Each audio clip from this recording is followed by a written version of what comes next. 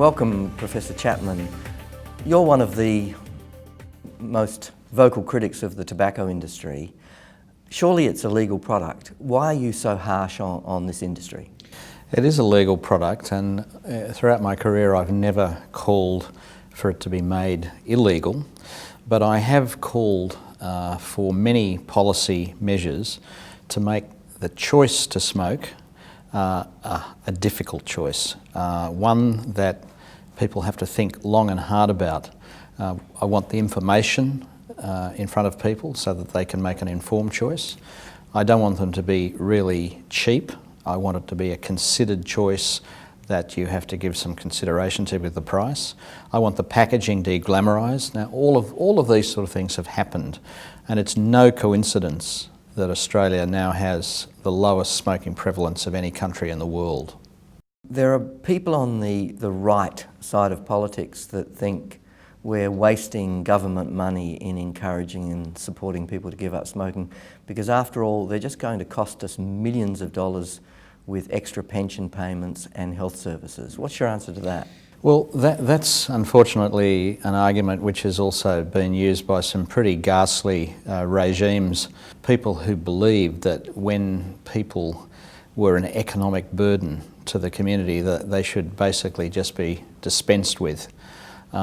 Any argument which says that, look, we accept that smoking kills people, a lot from around the age of 60, 65, that's a good thing.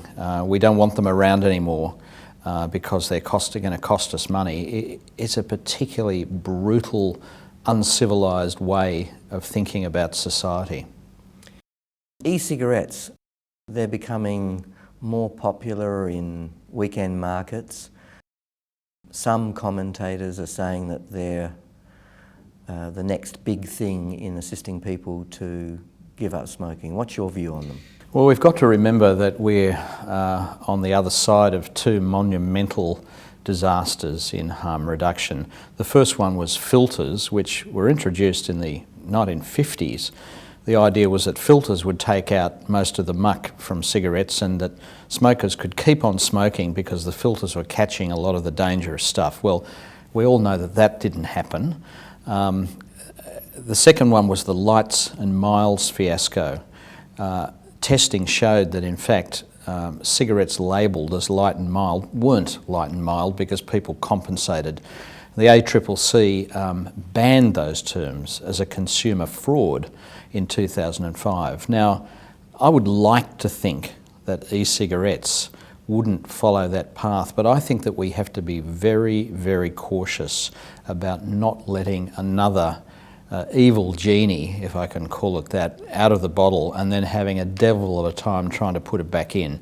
I think e-cigarettes needs to be watched very, very carefully.